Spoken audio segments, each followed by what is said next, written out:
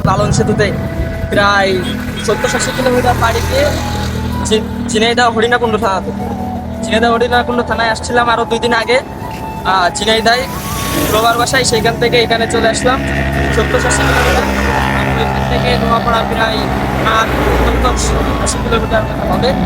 তো প্রায় 160 কিলোমিটারের মতো পাড়ি দিয়ে এখানে চলে আসলাম। আরও যাব আমরা এখন লালন স্যার মাজারের এখানে যাব, তারপর ওই রবীন্দ্রনাথ ঠাকুরের বাসায় যাব।